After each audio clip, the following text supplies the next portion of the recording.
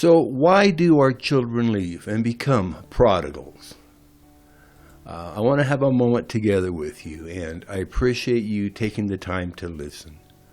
The last time that we spoke, we talked about church mice and altar rats, the prodigals in the church.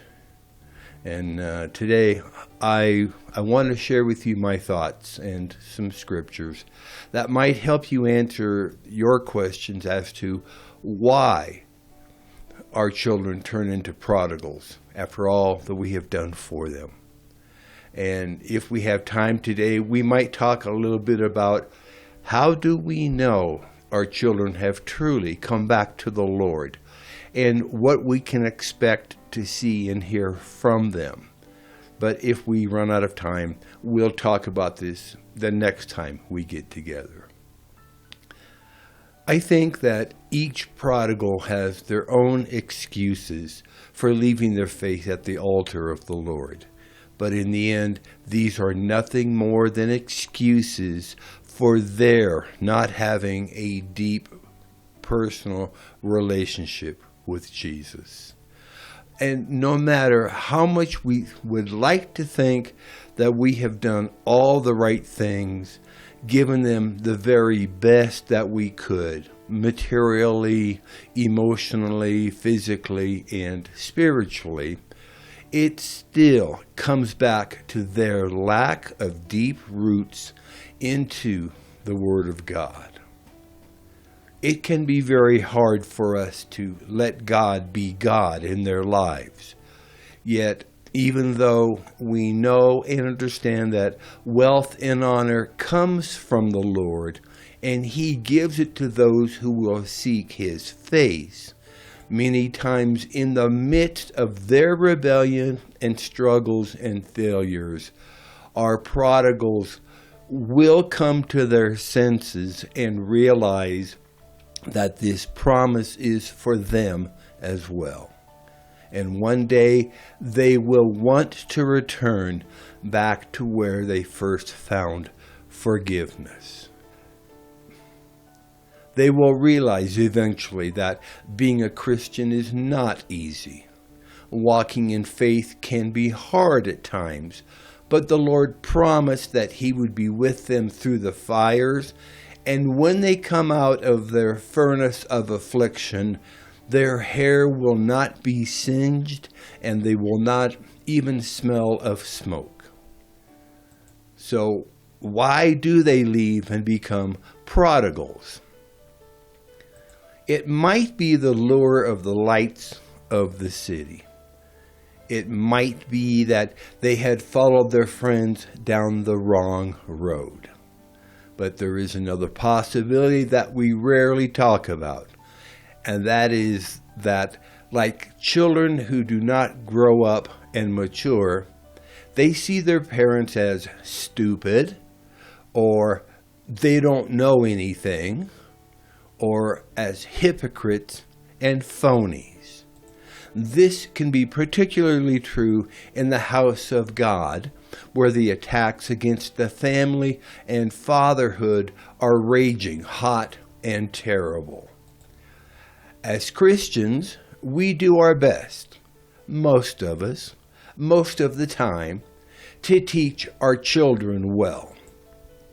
It is our responsibility to role model and emulate righteousness and truth in front of them, and to eventually turn them over to Jesus Christ after we have demonstrated the faithfulness of the Lord.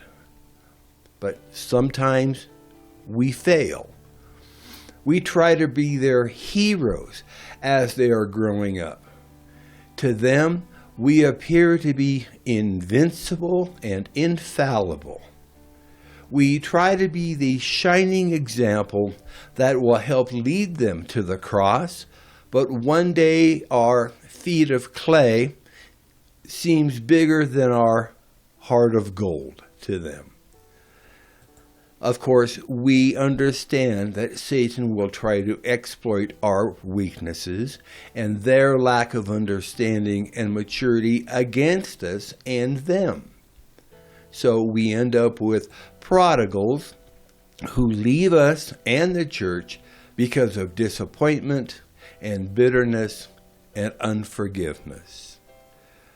Sometimes it is our fault that they leave, but mostly it is their immaturity and lack of a deep relationship with the Lord that allows the enemy to drive a wedge of separation between them and us. Now, for those in ministry, especially pastors and leaders in the church, we teach and preach the ideal, the perfect. But our families see us in the real and in everyday life. And sometimes the difference is enormous. We preach truth, but then we lie. We talk about integrity, but we get caught in adultery. We preach righteousness, but then go to places and do the things that we know are wrong. And our spouses and our children know our not so hidden sins and weaknesses, even though our churches do not. It is typical for teenagers to think that they know better than their parents. After living on their own for a number of years, most of us hope to hear words like, "Hey, you were right." However, we're not holding our breath waiting for that.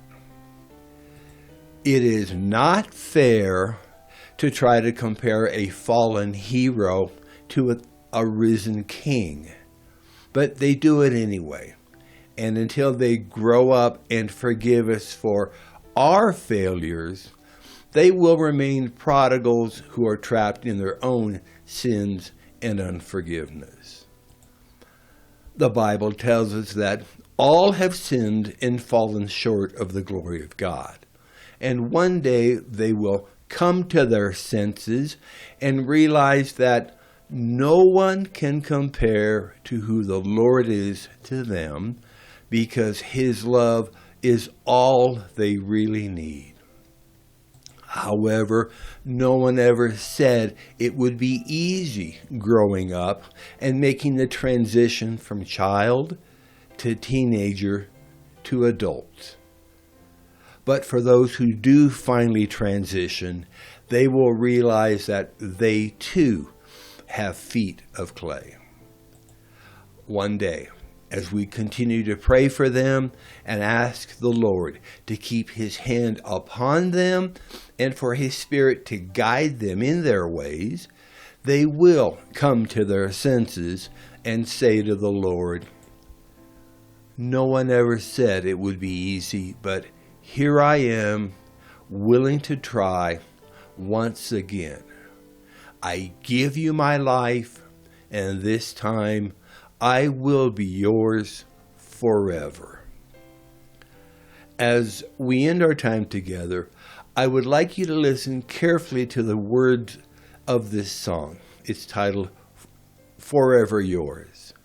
See if it does not speak to your heart and speak about the heart of the returning prodigal. So until next time, may the Lord richly bless you, keep you safe, prosper you as you follow hard after Him. Thank you, and God bless.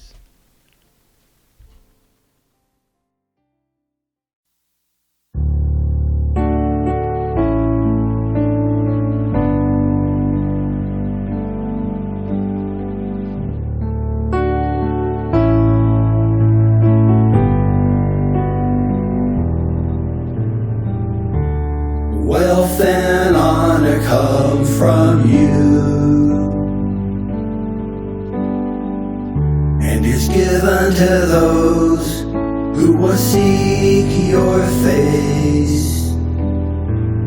I will give you my life and all that I am, just to be in your presence forever. Forgiveness flows from your throne, blood was freely given to those who believe and those who will receive, that they can live and be free. No one ever said it would be easy, but here I am, willing to try. Once again, I give you my life, this time forever yours. It's not fair to try to compare a fallen hero to a risen king. No one can compare to who you are to me. Your love is all I need. Wealth and honor come from you, and it's given to those who will seek your face. I will give you my life and all that I am, just to be in your glory forever. No one ever said it would be easy, but here I am, willing to try. Once again, I give you my life, this time forever yours. No one ever said it would be easy, but here I am, willing to try. Once again, I give you my life.